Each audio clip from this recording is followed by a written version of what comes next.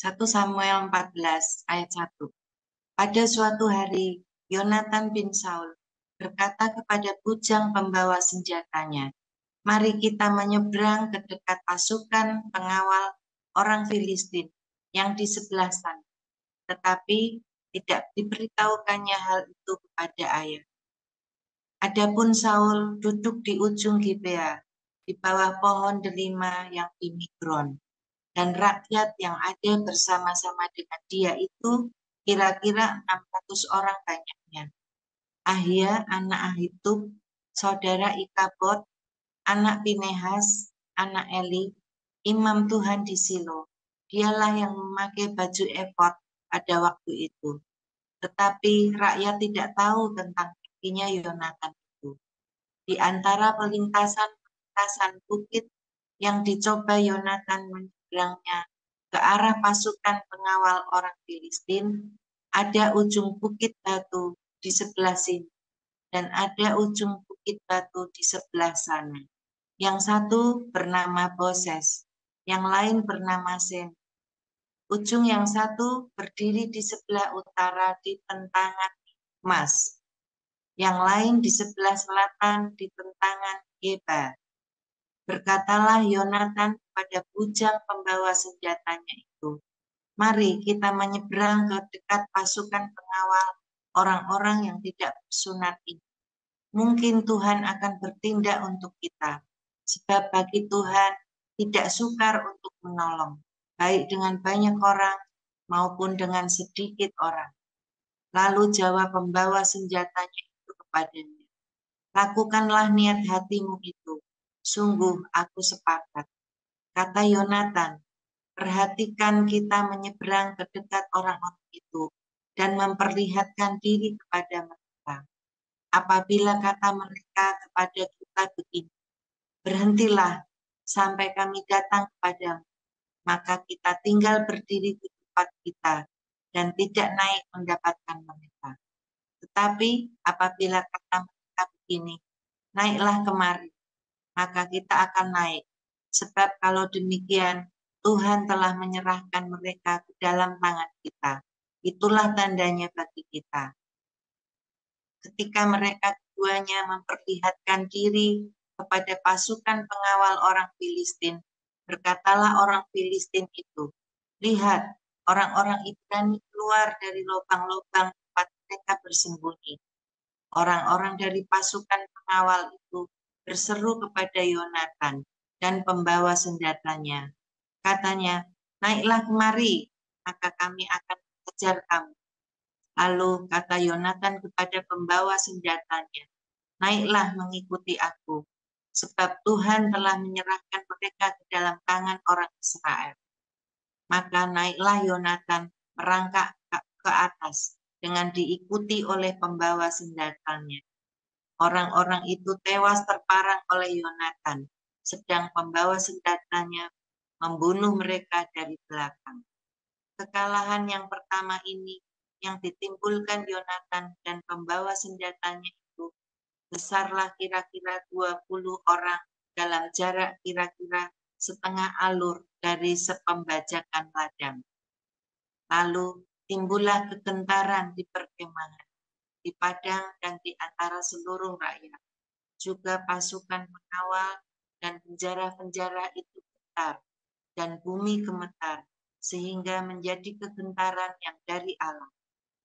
Ketika peninjau-peninjau Saul di Gibea Benyamin melihat hal itu, dan sesungguhnya orang ramai seperti ombak jalan ke sana kemari, berkatalah Saul kepada tentara yang bersama-sama dengan dia itu, "Periksalah barisan dan lihatlah siapa yang pergi daripada kita." Mereka memeriksa barisan dan ternyata Yonatan dan pembawa senjatanya tidak ada.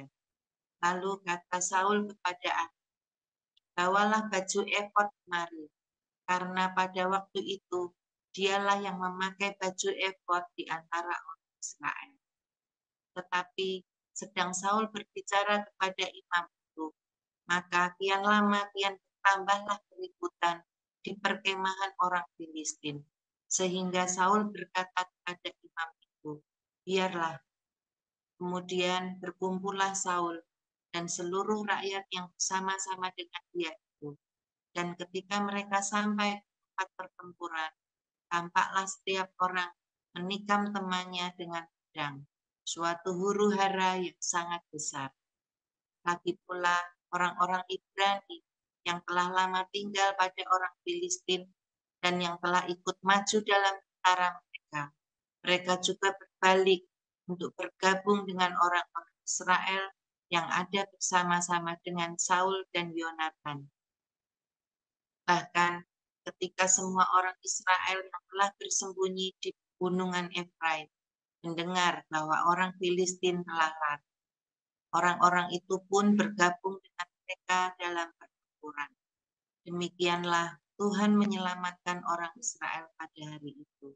Pertempuran itu meluas sampai lewat Bet Awen. Selanjut Pak Murdi, ayat 24.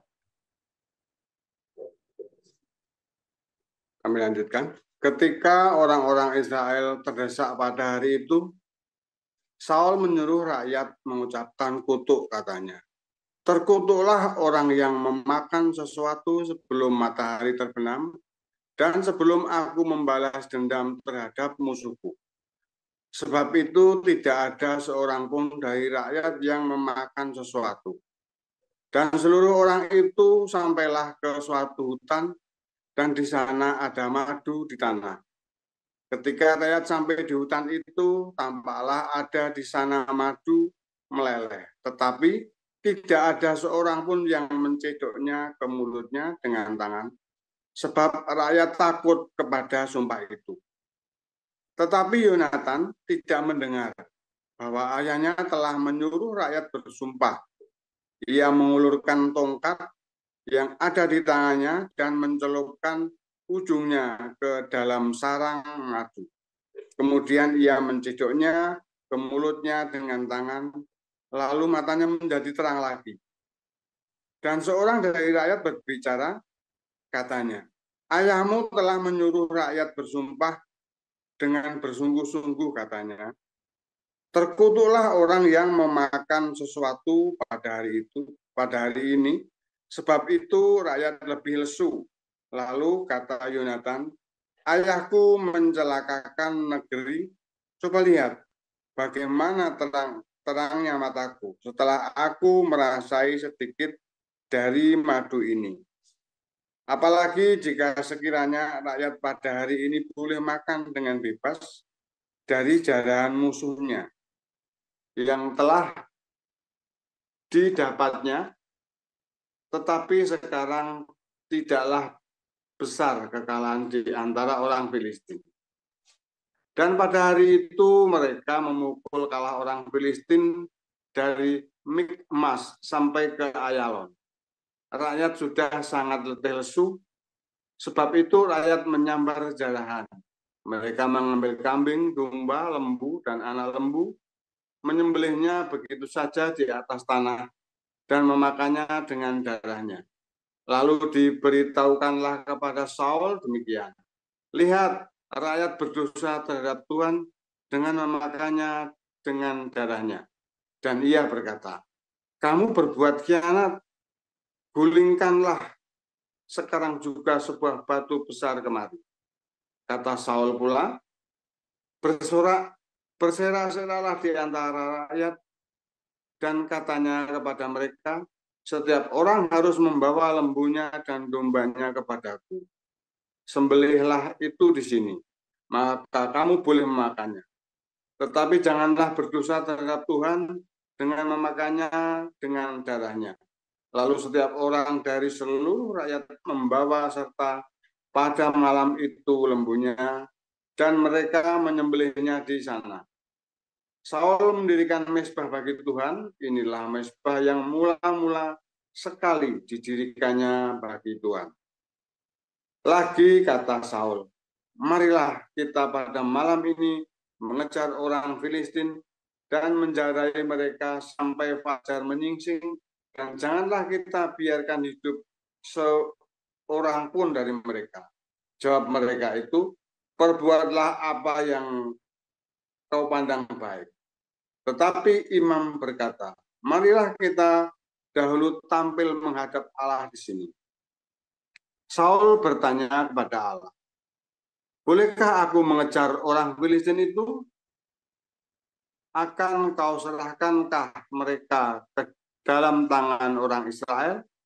Tetapi pada hari itu ia tidak menjawab Saul.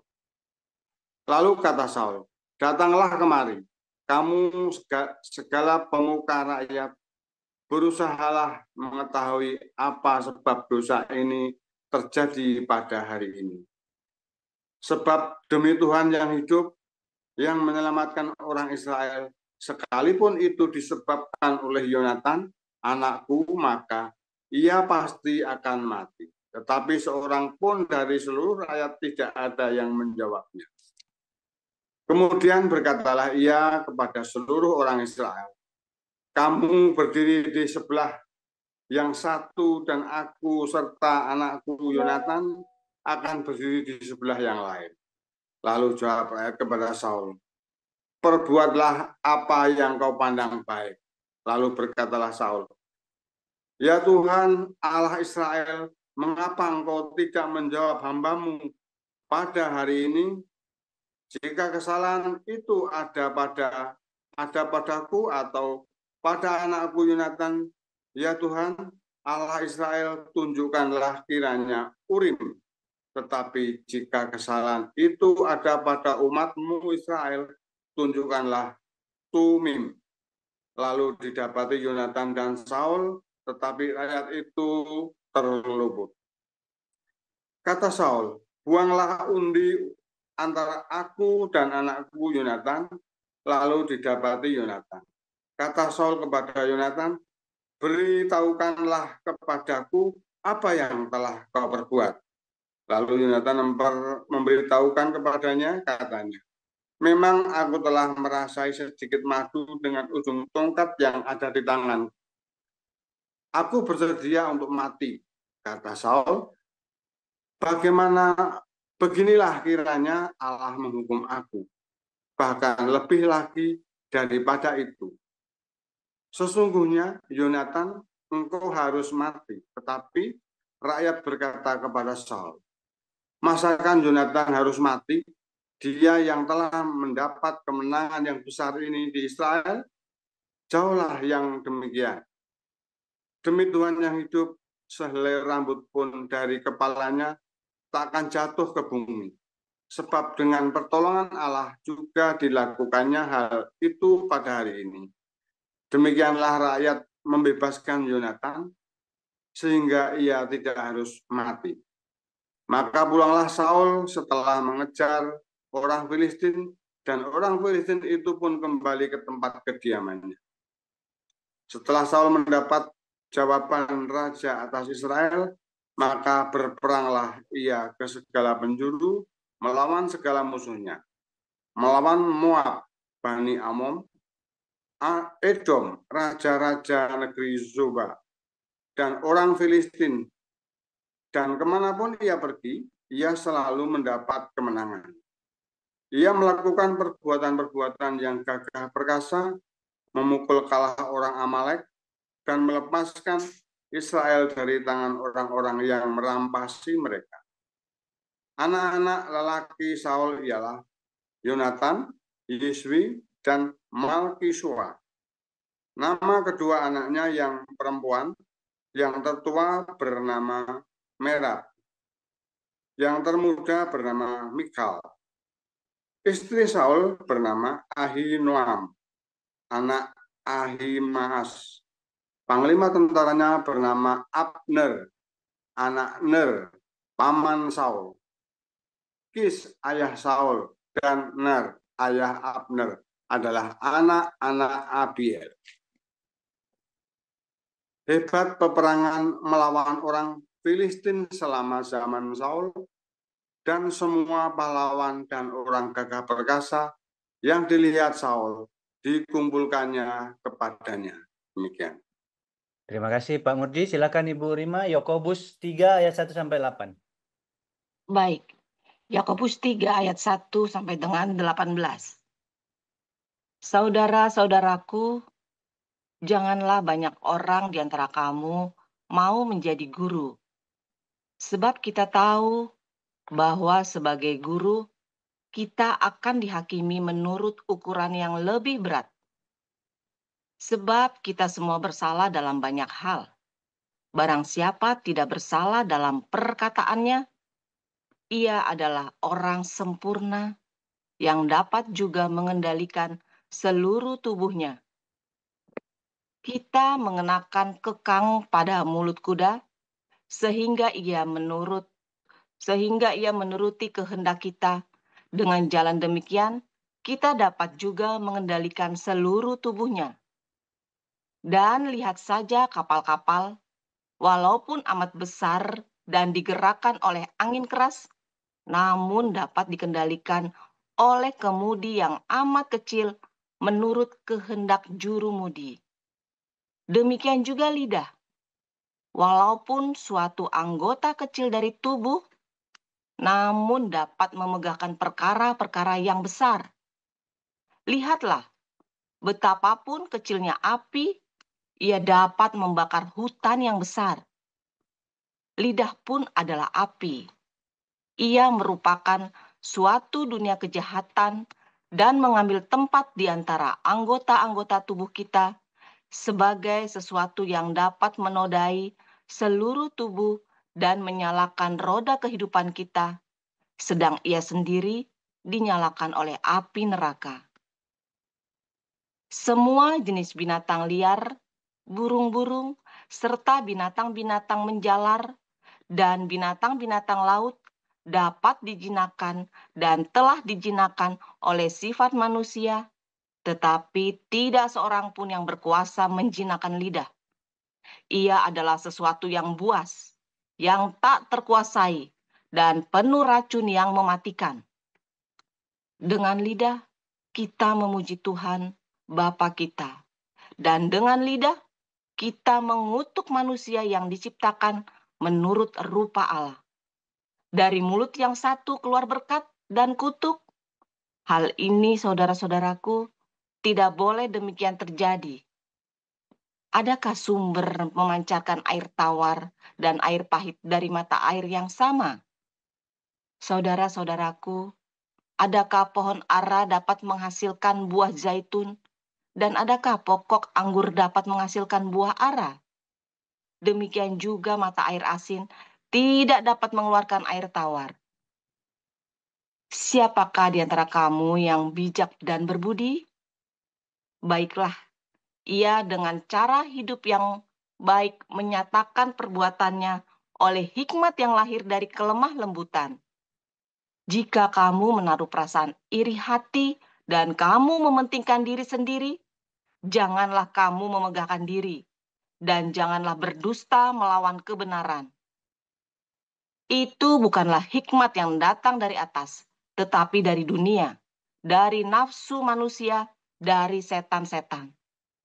Sebab di mana ada iri hati dan mementingkan diri sendiri, di situ ada kekacauan dan segala macam perbuatan jahat.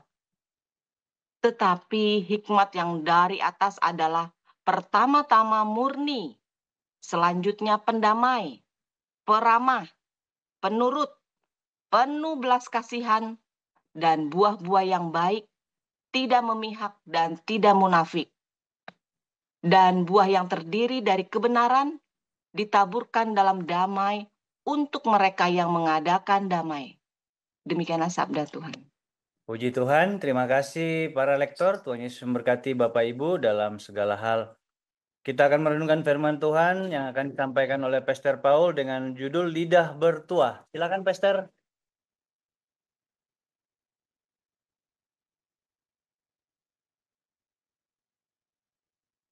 Shalom, shalom, haleluya, luar biasa. Sebentar ya, caranya gimana nih? Ya, mudah-mudahan punya saya sudah bisa kelihatan ya semuanya. Ya, saudara, saya masih ada di gereja ya. Nah, paling nanggung kita lagi ada ini ya, ada orang baru jadi tadi sempat ngobrol-ngobrol ya lama, kita baru selesai ini, anak-anak juga sudah ngantuk di mobil. Pemain drum kita Benyamin juga sudah teler, udah pada teler semua. Kita nggak pakai lama, langsung to the point. Saudara, saudara, hati-hati kalau lagi bernazar, hati-hati kalau lagi ngucap, kalau lagi janji sama Tuhan. Ketika kamu bernazar, bernazarlah dengan rendah hati, bukan bernazar karena kamu emosi atau karena kamu lagi heboh begitu ya. Sebab ketika kamu bernazar, mengucapkan janji sama Tuhan, kamu harus penuhi, saudara. Dan kalau kamu tidak penuhi, maka segala berkat-berkatmu yang lain akan tertahan. Penuhilah nazarmu. Kedua, ya, ingat-ingat ya. Jangan dikit-dikit kalau lagi kerja, udah aku mau keluar. Atau di yayasan, ya, wah, aku tak keluar saja. Atau kalau lagi apa sama istri, udahlah kita cerai saja. Di pacaran, udah kita putus saja. Ya, itu hati-hati saudara ya, omongan-omongan seperti itu. Banyak kali kita meremehkan hal-hal seperti itu ya, saudara ya. Kita meremehkan. Saudara tahu omongan-omongan seperti itu adalah ya nazar yang tidak kamu tepati ya. Terus quit, udahlah aku tak punya raja, kita selesai saja. Bolak-balik diomongan berkali-kali. Ya, saudara ya. Saudara sedang mengatai diri sendiri. Anda sedang mengatai sendiri bahwa Tuhan tidak mampu. Ya. Ketika kamu berkata, sudahlah, aku tak selesai saja, udahlah. Dan itu Anda berkatakan berkali-kali ya. Itu sebenarnya Anda sedang berkata, Tuhan kamu tidak mampu. Kan begitu, dia yang jahat. Ya bukan, berarti kamu sedang berkata, Tuhan kamu tidak mampu mengubah orang itu. Tuhan. Iya, saudara ya. Kamu ngomong sama istrimu, udahlah kita cerai, berarti kamu sedang berkata, Tuhan kamu tidak mampu mengubah istriku. Dua-dua, kamu ngomong sama udahlah, setiap bulan pasti ada omong, udah kita cerai aja. Berarti kamu sedang berkata, Tuhan kamu tidak mampu mengubah keluargaku. Terus kamu mau kerja ya, lagi kerja, kemudian aku tak nyerah saja, aku tak keluar saja. Berarti kamu sedang berkata, Tuhan kamu memang nggak sanggup untuk memperbaiki segala keadaan, saudara. Yang ketiga, saudara, Anda mengucapkan kutuk kepada orang lain. Ben mati sisan. Ya, saudara ya. Ketika kamu berkata ben mati sisan, saudara ya, mungkin perkataanmu bisa terjadi loh, saudara. Anda sadar, atau mungkin Anda senang kalau dia sial, bisa jadi ya, saya tidak tahu Anda senang apa enggak. Tetapi ketika kamu mengucapkan hal yang buruk, hidupmu sedang menjadi saluran hal yang buruk. Tapi kalau kamu ucapkan berkat, maka hidupmu lagi jadi saluran berkat. Makanya kalau ada orang lagi ngutukin saya, ya moga-moga dia diberkati Tuhan. Saya pernah mengucapkan hal yang kutuk ya, saya pernah cerita sama Anda kan, saya benar-benar puasa 40 malam, tak tekati saudara ya. Setiap malam ada berapa belas orang itu saya sebut namanya satu-satu, saya kutukin saudara ya. Tetapi ketika mereka kena kutuk, saya jadi saluran kutuk. Sekali saya melenceng hidup saya disambar, saudara. Kalau di kelas profetik nanti tak ajarin, saudara ya, rahasianya. Yang keempat, saudara, Anda mengucapkan ya Anda mengucapkan sesuatu ya dengan tidak ada faedahnya. Ya, suatu ketika kami lagi penginjilan, saudara ya. Lalu ada terus di penginjilan itu memang di situ kita kalau penginjilan di situ selalu ada gangguan karena kita kan pakai wireless semua kan, pakai yang tidak ada kabel itu loh, pakainya frekuensi itu. Nah daerah situ tuh banyak jammer, jadi ya selalu kacau di situ ya. Nah saya tuh aduh dapetnya di situ itu banyak ini, jadi gangguan ini gangguan itu ini segala macam. Lalu ada satu tim kami dia bilang dajjal maksudnya bercanda gitu ya. Katanya bercanda saudara, tetapi saya langsung tengging dalam nama Yesus. Saya bilang tidak ada cacat datang. Untung saya tengging, saudara. Habis saya tengging, satu orang dibaptis, saudara. Artinya ketika Anda bercanda, ya, tapi Anda bercanda sesuatu yang sia-sia. Mengucapkan kata-kata yang sia-sia, saudara. Sebenarnya Anda sedang mengatai dirimu sendiri. Apapun yang kamu ucapkan, sebenarnya kamu sedang mengatakan dirimu. Kamu bernazar, kamu lagi ngatain dirimu sendiri. Kamu lagi, dikit-dikit cerai, putus, aku tak keluar. Itu kamu sudah mengatai dirimu sendiri. Ketika kamu berkata, Ya, kutuk. Kamu sedang mengutuki dirimu sendiri, ya, saudara. Kamu ngutukin orang lain, kamu sebenarnya sedang mengutuki dirimu sendiri, saudara. Itulah sebabnya Tuhan sudah berkata apa, saudara? Berkatilah musuhmu. Ya, ingat saudara, saya berkata sama Agustan, Tuhan ampuni kamu, aku ampuni kamu Agustan, Tuhan kira Yesus kiranya ampuni kamu. Maka saya mendapatkan banyak sekali berkat, saudara. Ketika saya difitnah orang lain, sudahlah, mungkin dia lagi kurang berkat, kita berkati dia saja. Maka berkat sama saya. Makanya lihat saudara ya, kehidupan kami, pelayanan kita, ya orang mah boleh pada hancur, pelayanan kita mah makin moncer. Bukan karena saya hebat, saudara. Karena ketika orang ngutukin saya selalu berkat karena saya tahu ini. Ya, yang keempat, ingat-ingat saudara ya, jangan mengatakan hal-hal yang sia-sia. Ya kan? Nah, pada bercanda loh, ya. Oh, ben setan disamber setan, misalnya gitu loh, biar disamber setan. Anda bercanda, oh percuma bercanda. Iya, tetapi sebenarnya apa yang kamu ucapkan walaupun bercanda, artinya apa? Kamu sedang membuka celah. Karena perkataan kita ini penuh kuasa, saudara. Perkataan ini dipegang oleh iblis. Itulah sebabnya Tuhan ingin kata-kata ini selalu penuh dengan cinta, saudara. Tuhan ingin kata-kata ini selalu memberkati sesama kita.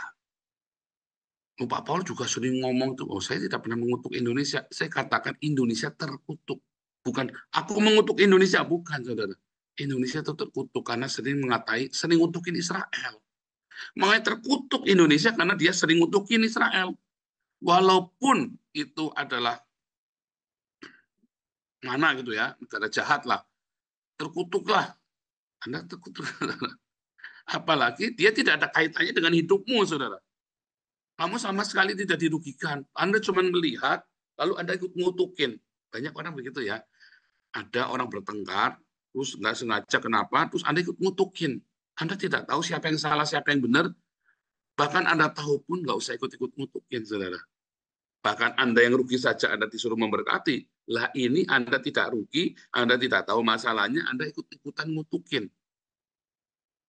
Itu adalah perkataan-perkataan yang sedang Anda perkatakan kepada dirimu sendiri, saudara. Coba mulai sekarang, berkatakanlah hal-hal yang positif. Berkatakanlah hal-hal yang membangun.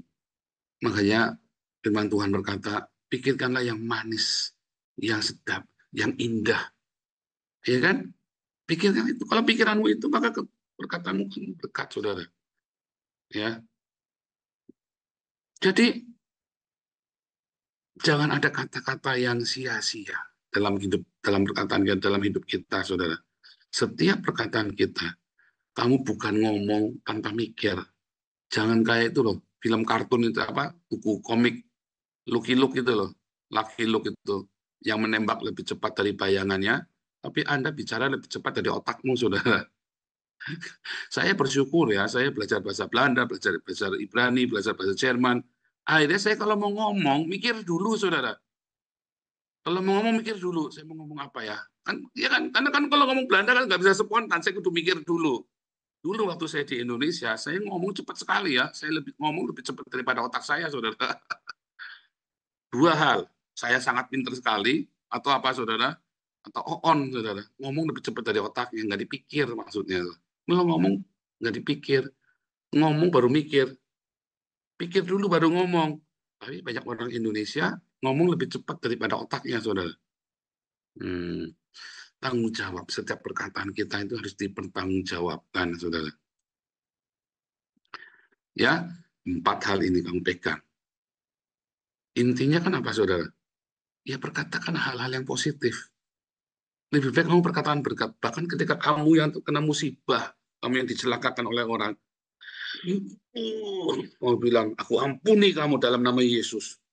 Kamu lagi marah sama istrimu, atau kamu ngonangi suamimu selingkuh itu ya. Wah, ya, kamu jangan kutuki walau kamu berkata, di dalam nama Tuhan Yesus, aku ampuni kamu. Itu, saudara. Nanti ya mungkin tak sambar gledek apa sambar truk bertobat, entah. Jangan dikutukin, kamu nanti jadi saluran kutuk. Tapi kamu bilang selingkuh lagi makan bakso berdua, ya yang-yangan sambil suap-suapan. Kamu kan marah kan, saudara? Jangan ngutuk. Kamu bilang, aku ampuni kamu di dalam nama Yesus. Itu, saudara. Ya mungkin tadi sambar geledek tentang setrum listrik 2000 watt atau apa saudara ya. Oke dia nanti bertobat. Tapi kan jangan kamu yang ngutukin saudara. Yang penting kamu ucapkan berkat. Aku ampuni kamu. Itu latihan belajar ngomong ya. Kamu tiap hari, saya udah bilang bolak-balik sama kalian ya. Belajar ngomong di depan kaca. Aku ampuni kamu ya. Nah, ngomong gitu ya, saudara. Belajar, saudara. Sehingga kamu jangan sampai kelupaan nerocos, kutuk. Dalam suasana yang paling gak enak sekalipun. Aku ampuni kamu ya. Nah, gitu, saudara. Di dalam nama Yesus, itu adalah perkataan nubuat. Pengampunan itu adalah sebuah nubuatan, saudara ya. Entah dia nanti bertobatnya ke sambar geledek, apa ke setrum listrik 2200 watt, apa bus, pokoknya dia pasti bertobat. Apa ditembak peluru nyasar, yes, pokoknya pasti bertobat nanti, saudara. Bagaimana supaya begitu, Pak? Makanya hati kamu harus selalu, kamu belajar diakonia, saudara. Belajar kamu kalau diakoni itu bukan cuma ngirim uang. Kalau bisa, kamu sempatkan waktu buat kamu ngasih dengan tanganmu sendiri, saudara. Kemarin Pak Ketua datang ke sini ya, itu kasih makan kita ya. Kita dapat lokasi bagus kerja sama-sama Gemeente Den Haag ya. Kita kasih makan 100 orang, saudara ya. Kita dapat lokasi bagus itu. Wah, itu gelap-gelapan itu ya. Terus ya Ciokonya dia ngasih makan. Kelihatan mukanya seneng banget, saudara. Nikmati ya. Iya. Ketika tanganmu memberi itu, saudara ya, hatimu sukacita. Makanya kau belajar. Ya diakonia tanganmu sendiri memberi. Tapi kalau sampai kamu tidak sempat, nggak punya waktu, kamu jangan tahan uangmu kirim ke Damaris. Soalnya kamu dimarahi sama Tuhan, dan kamu sendiri nggak terlatih untuk berdiakoni, bersedekah. Hatimu tidak pernah disentuh. Tapi kalau kamu benar-benar ya kerahkan hatimu, saudara ya. Dimulai dari apa? Sedekah. Karena sedekah itu, sedekahnya yang tanpa pamrih, saudara. Nanti kamu terbiasa mengucapkan berkat, karena hidupmu kan jadi berkat. Ya, karena hidupmu kan jadi berkat. Oh, saya enggak punya. Aduh, saya bukan bolak-balik. Saya ini bukan lagi minta duit sama kalian, saudara. Rekening saya nggak ada duitnya, saudara. Sungguh. Rekening saya itu nol, nggak ada duitnya. Tapi saya tetap aja bisa ya berdiakonia. Kita mah di sini tetap bisa bersedekah ya. Saya kalau bilang nggak punya duit terus nggak ini, saya nggak ngerti dengan kalian. Dari saya masih kuliah, saya nggak punya duit, bener-bener nggak punya duit. Bahkan makan aja seminggu sekali. Tetap begitu saya punya makanan, saya selalu ingat berbagi, saudara. Saya sudah pernah ya, saya nggak makan seminggu ya. Tiba-tiba, ya pokoknya saya dikirimi ayam goreng sama tante saya, kebetulan dari Jakarta datang ke Salatiga, anak alma maternya kan. Saya nggak pernah cita-cita, saya nggak makan 7 hari. Dia belikan ayam goreng banyak sekali, saudara. Yang bukan apa, pokoknya dibelikan ini ya, setengah ekor ya.